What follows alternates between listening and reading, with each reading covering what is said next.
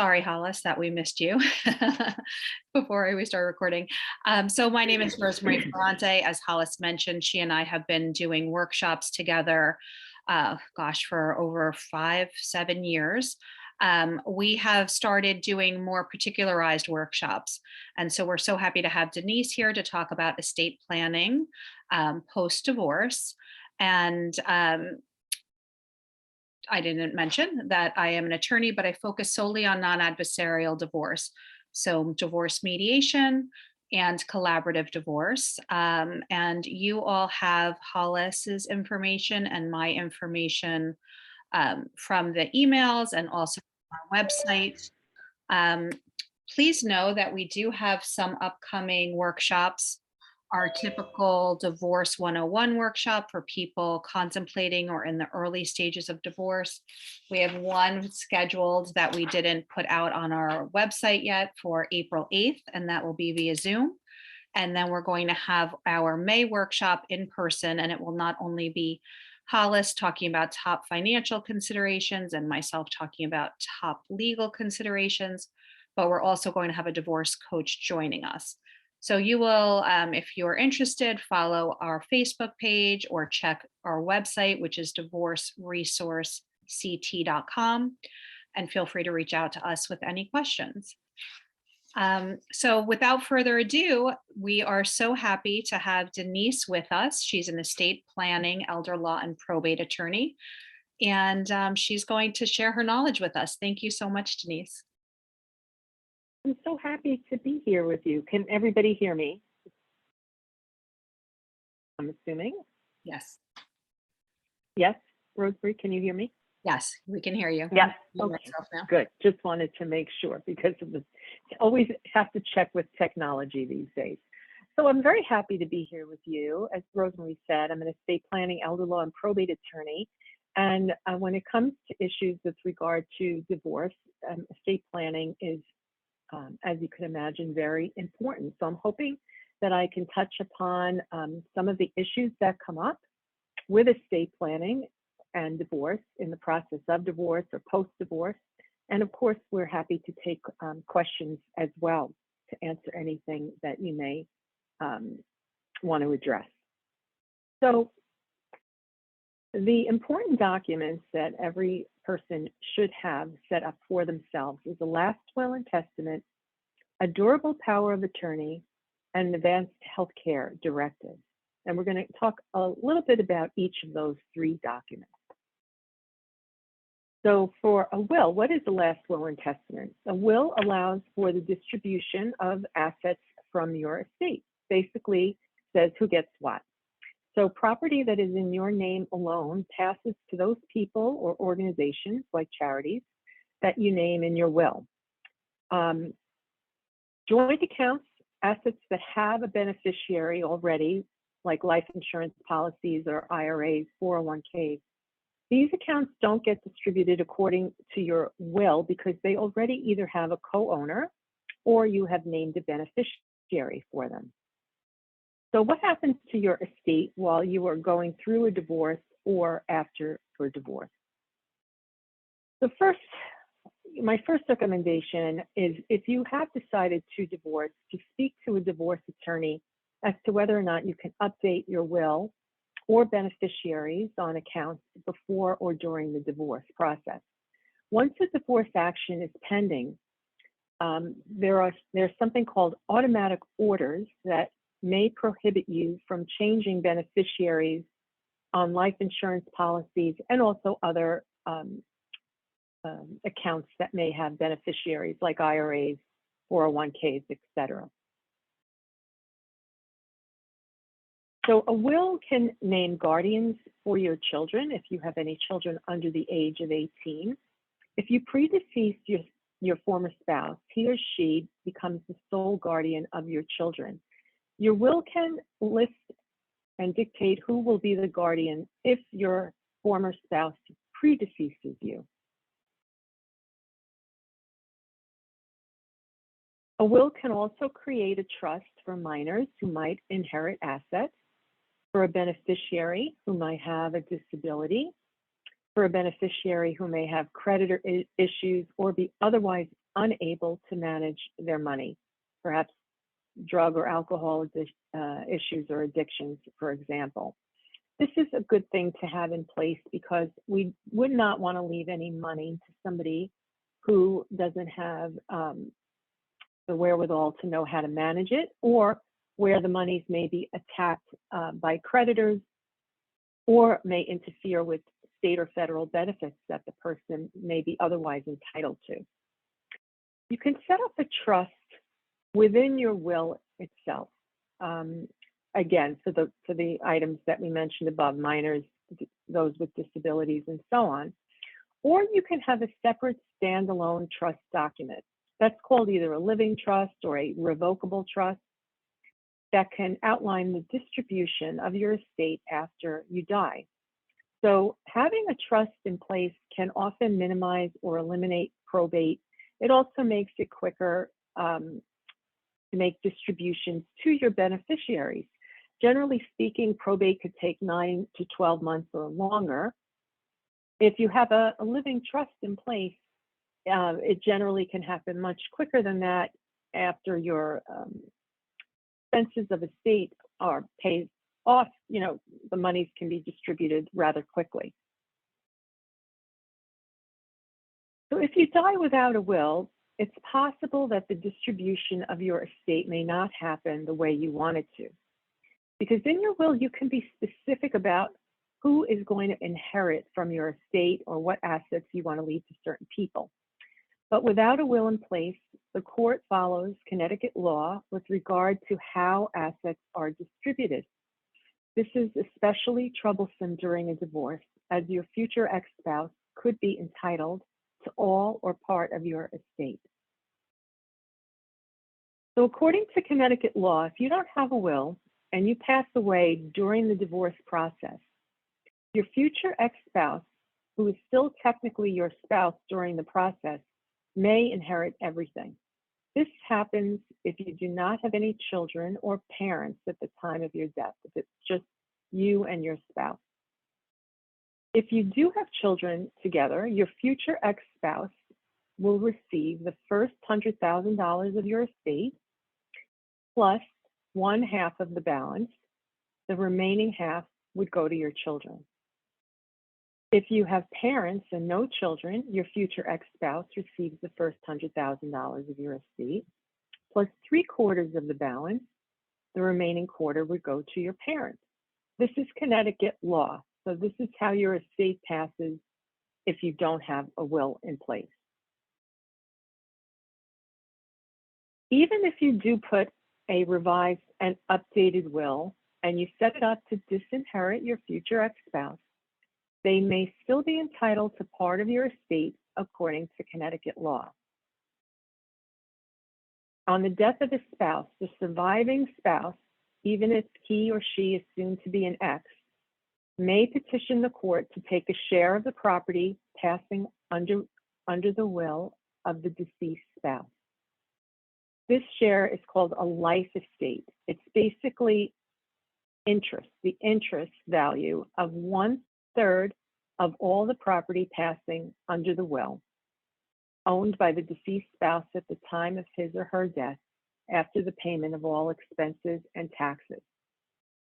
And unfortunately, it doesn't matter what your will says, your future ex-spouse is still entitled to this amount and can petition the court for this amount. Now, having said that, it's still important to have a will in place because this amount is going to be considerably less than the value of your entire estate.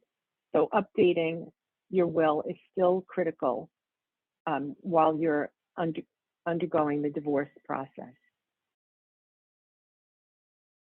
Some of the other things that you have to do, you really should check the beneficiaries on all of your retirement accounts, IRAs, life insurance policies, etc., to make certain that they are updated and reflect your wishes.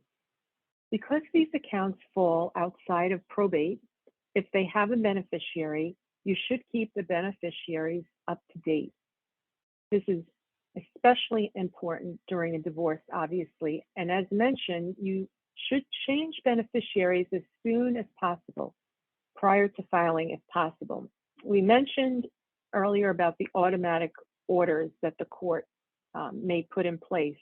So it's important to check with a divorce attorney like Rosemarie to make certain that you can change beneficiaries while you're undergoing the divorce process, or if you can't, that if you're contemplating divorce, that perhaps you do it beforehand. So this is something that is a really critical part of estate planning. Obviously, after divorce is in place, you would go ahead and change beneficiaries. You should also keep an up-to-date spreadsheet of your assets so that you always have a good idea of what you have, what will be passing through probate, and what will be passing directly to your beneficiaries outside of probate.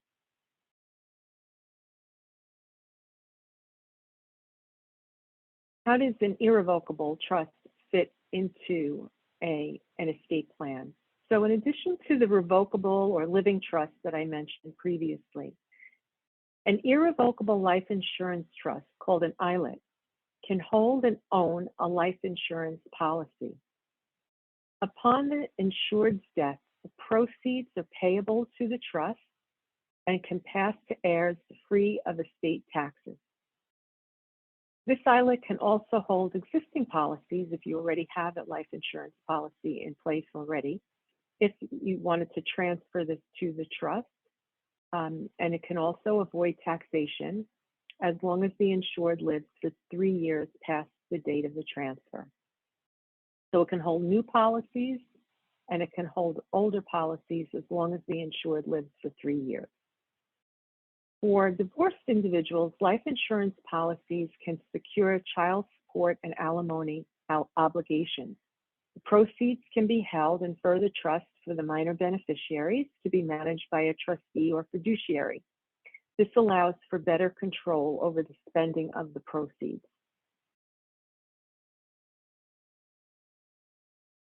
Before we move on to power of attorney, I just wanted to ask if there were any questions about the last will and testament and setting that up for yourself during the divorce or post-divorce. Does anyone have any questions about that section? I have a question, Denise. Sometimes I often would like a little clarification on why isn't, when somebody has life insurance and they have a beneficiary, doesn't that go to the beneficiary free of tax anyway? So what is the purpose? How does the ILIT further protect it? Well, it really helps in two ways, really. First of all, it can be managed by a trustee instead of going directly to beneficiaries. Okay. Which may be good if the beneficiaries are minors, or if you want better control over the funds. I think that's really important. That makes sense. Okay. And depending on the taxability of the overall estate, the ILIT can help in that way too, because the whole estate gets looked at for probate purposes, even life insurance and so on, proceeds. So we want to be careful. We can pass those funds tax-free, and that's what we want to try to do. Okay, makes sense. Okay. Does anyone else have any questions about the will or the trusts that we talked about? Basically, if you have a living trust or a revocable trust, that becomes the controlling document of how your estate would pass. Your will really becomes almost secondary to the trust. If you have anything in your name at the time of your death, it flows into the living trust itself, and then the distributions of your assets are made from the instructions that are left in the trust itself. So it helps with probate, and of course it helps with if you have minor children as well, somebody to manage those funds.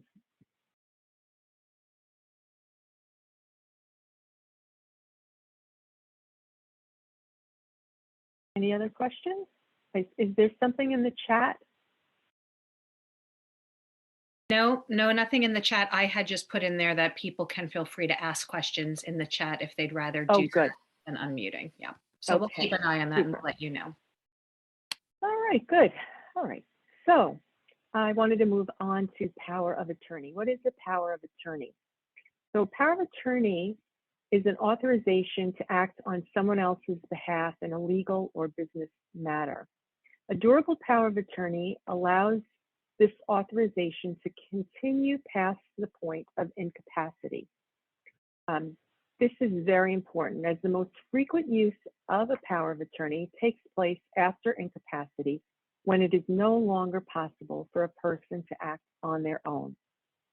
A durable power of attorney is effective immediately upon signing, and can be used when the person becomes incapacitated, as I said, or even I have some older clients who just want help from their power of attorney, from the person they've appointed as the agent, and that person helps pay bills and does other things on their behalf. So the power of attorney ends at death. It is only good while you are alive. You can appoint two people as co-agents if you wanted to do that.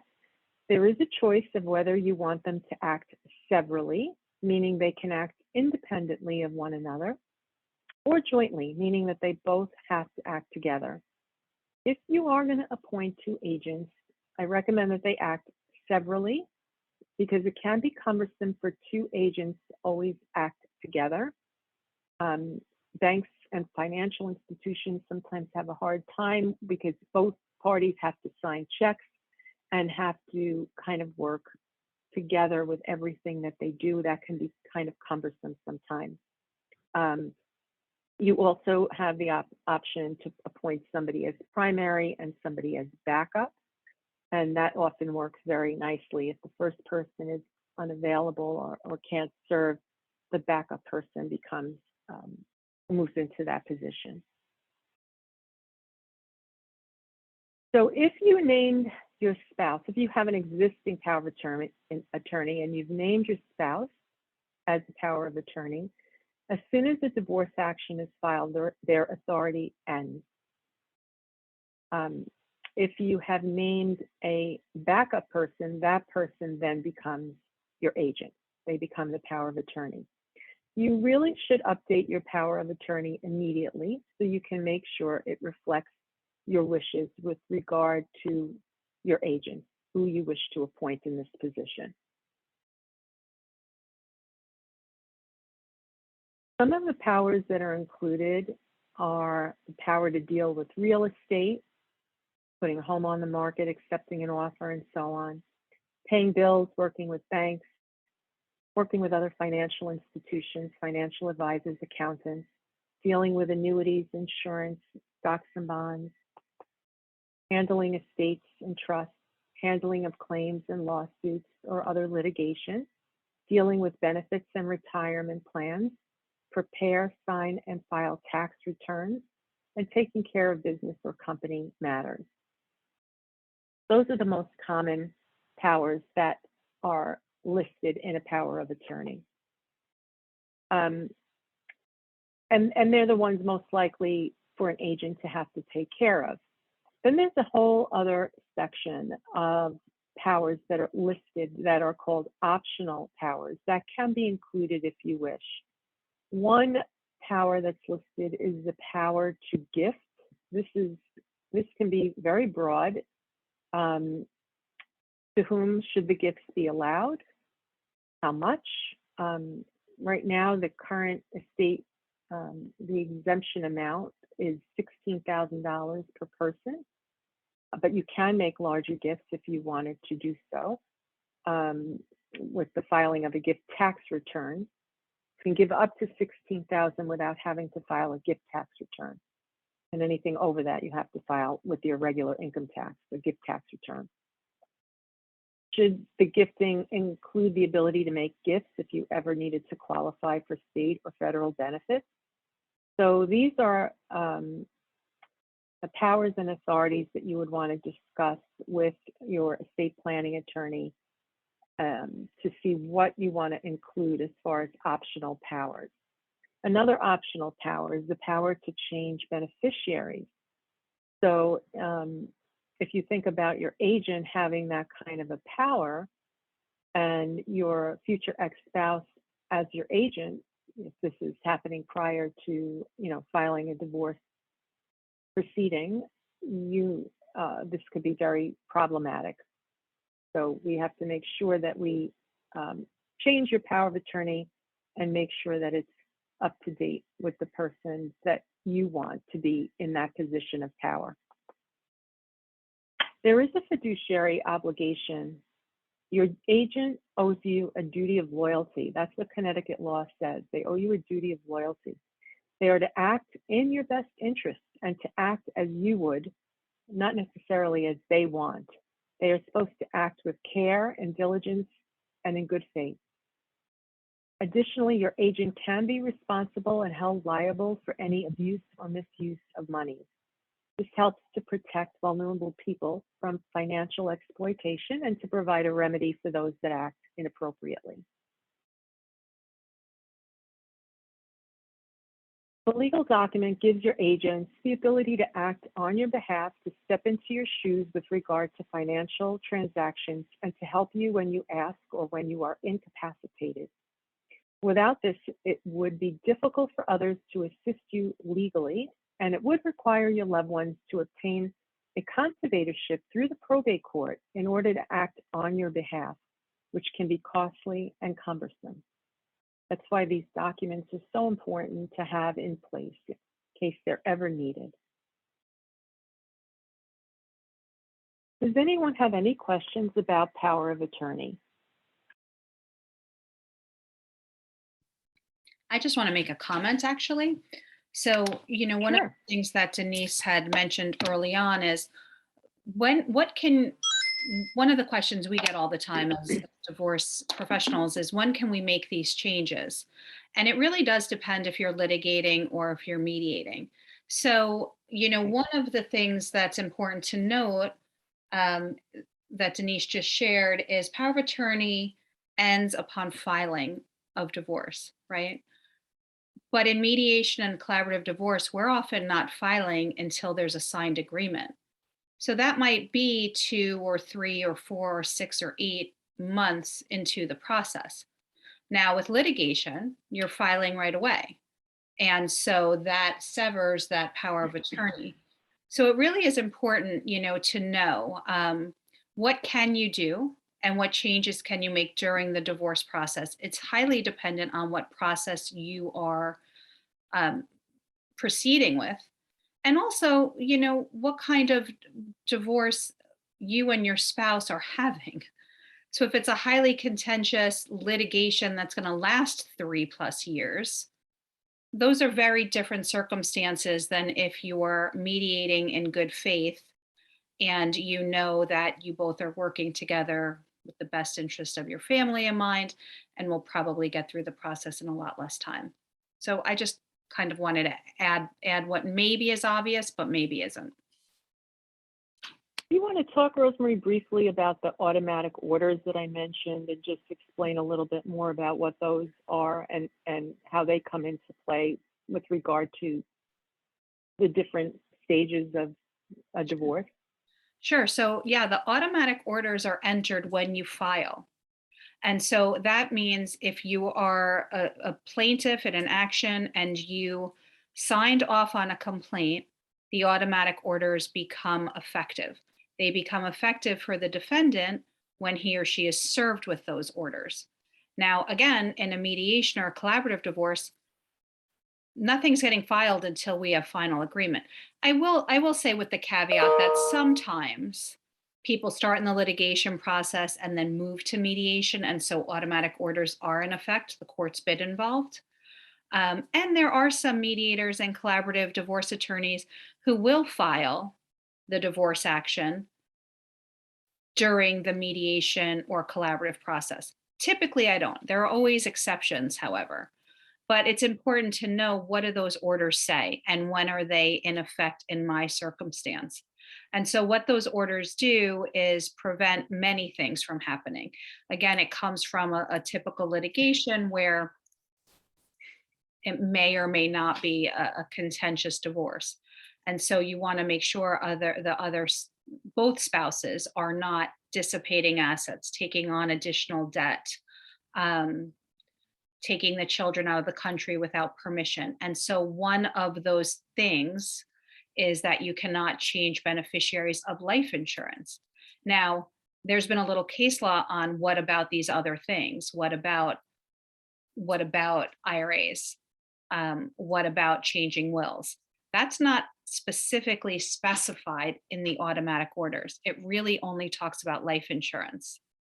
So that document, it's really important, again, to understand and talk specifically to your divorce attorney, mediator, or collaborative divorce attorney to really understand, what your concerns are and what you can do about it during the process. I'll just address, if you don't mind, Denise, the question in the chat that says, if you filed and your case is dismissed, the automatic orders are not in effect anymore. Correct. Because now the action is dismissed, so there's no action.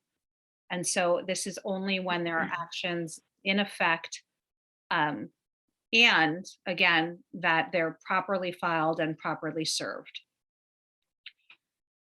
I guess I won't confuse things. I was just going to say that in a mediation, we're waiving service. So, it's a very different process, very different Right, concern. right. And so some of these things might not be as imperative in certain families as it might be in others. Yeah, thank you. And that's why it's so important really to consult with your divorce attorney or mediator, or with an estate planning attorney, to make sure you can make the changes, when you can make the changes, and what you have to do going forward during the process as well as after the process. Okay. So we'll go on to the last document I mentioned, which is your healthcare directive. So a healthcare directive is an estate planning document that should include 3 items. And you sometimes see these as separate documents as well, but oftentimes they're put into one big document just called a healthcare directive. So first, it should explain your end-of-life care wishes. So do you want to be resuscitated? Do you want to have extraordinary means to be kept alive, feeding tubes and ventilators, and so on? This language can be customized to your specific wishes. This is for terminal end-of-life care. It's not for ordinary medical issues. I've had this question come up quite a bit during this time, past couple of years with COVID. Obviously, if you were ill and put on a ventilator for COVID, that is not considered a terminal condition. You would certainly use any kind of, life support because you can recover and be fine. This is really for, vegetative state, unconscious, with no real quality of life, a terminal condition.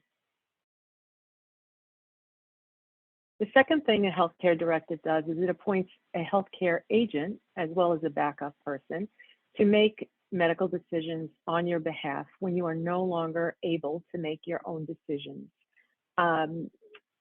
This is important to note because an agent doesn't step in as long as you're able to make your own decisions. You should be able to do that without any issue. And the agent also has to follow your wishes and not make a decision based upon their own wishes for you.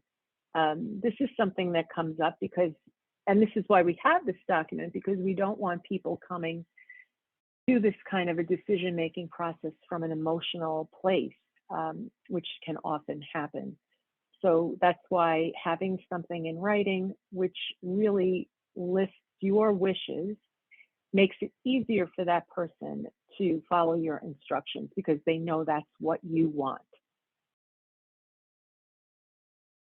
And the last thing is the document includes the appointment of a conservator or backup person as well, if the conservatorship of the person ever needs to be set up through the probate court. This is necessary if the healthcare directive fails in some way, if it's not accepted, if the hospital or doctor is not listening to the healthcare agent, or if the wishes aren't being followed, if both of your agents are no longer alive or capable of making decisions, and so on. So this is something that is done more or less when you don't have these documents set up properly.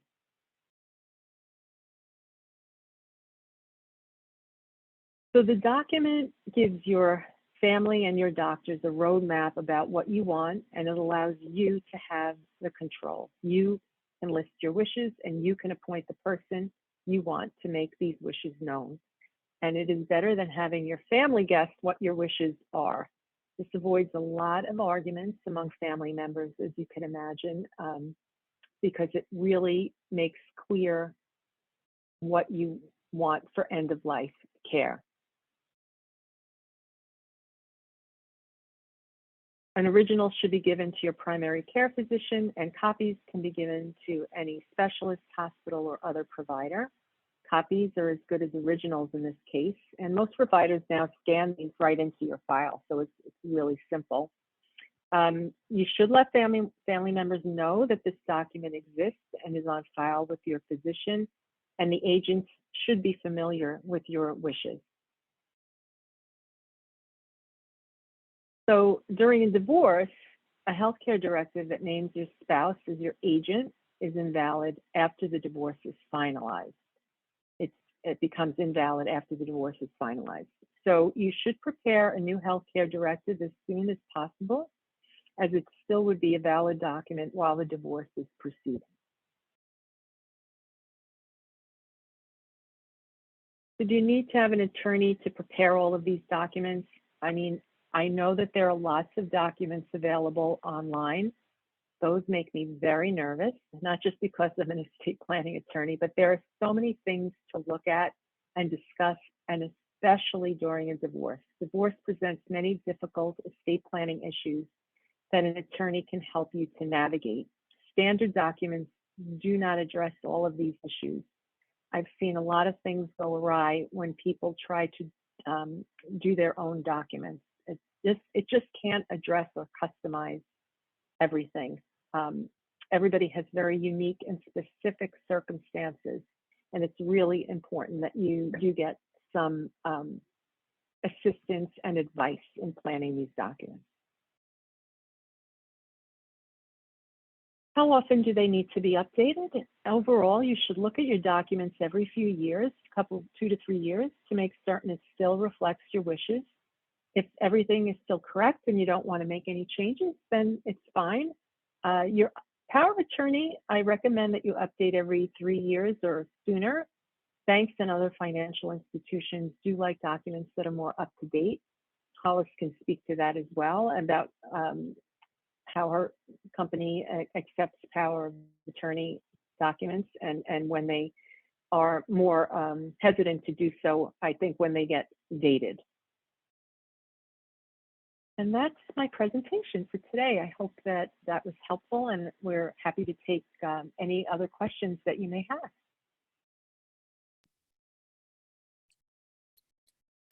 Thank you, Denise. The question in the chat is not related to estate planning. So I'm not really even sure what it's asking, but I'm assuming they're asking if there's a way to force mediation.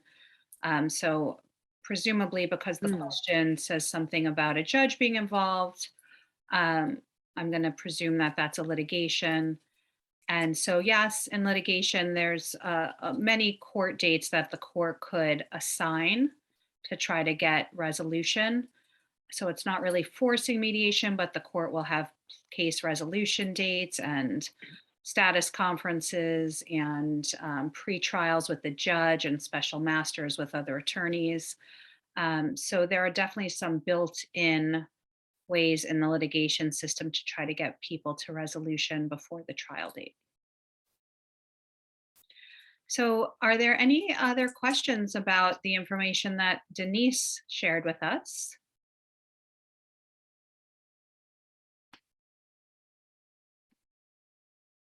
I don't see any other questions in the chat. All right, well, it looks like you answered everyone's questions through your presentation. Well, either that or we've confused everyone. I don't know, but hopefully we've answered some questions. It is a complex area. Can anybody hear me? Oh, yes, now we can. Oh, it's Hollis. I had one more question. Oh, sure. I don't know what's going on my phone. I've heard something about a digital power of attorney. Is that something that's newer, or is that something where, like, with everybody's access to social media and being able to give somebody access to contact, let's say Facebook or someone, and say, hey, this person has passed away? Is there anything that you're aware of like that? So there's a new provision that came out in the past few years that's been added to the standard power of attorney form that allows your agent to do things on your behalf online, because so much of what we do now is online. So that provision is under the, it's actually under the optional powers section, but basically it says that you're allowing your agent to have access to digital devices, to social media accounts, to bank accounts. I mean, so many people pay online, right? You know, we all pay our bills online, or a lot of us do, and you want to have the ability to do that. So that provision allows for that. It also allows for you to access somebody's social media. So if you think about Facebook as an example, or somebody's website even, you may want to have the ability as somebody's agent to be able to go onto those websites and make, I don't know, changes to a website, or in the case of Facebook, to preserve certain items or information, because when someone doesn't access the account, it could become dormant. And Facebook, as an example, you may have tons of photos on there that could be lost. And if you don't have that set up properly, they don't allow access, which can be a problem. So that digital section, that provision in the power of attorney, allows us to really deal with the technology that we all are faced with these days. Thank you. Did that answer your question, Hollis? Yes, if you can hear me. Oh, good. Yeah. Yes, I can. Yes. Okay. How long were you talking before we could hear you? A while. Like, no. All right. I'm going to stop the share too. So with that, that's, yeah. Great. All right. Well, thank you, Denise. Go ahead. Oh, my pleasure. Pleasure. Yes, and if anyone has any other questions, feel free to reach out to us. You have Denise's information as well, and keep an eye on our schedule. We have some interesting workshops in the works. So thank you again. Thank you, Denise. We appreciate your time. It was my pleasure. Yes, thank you. All right. Happy Friday, everyone. Bye-bye.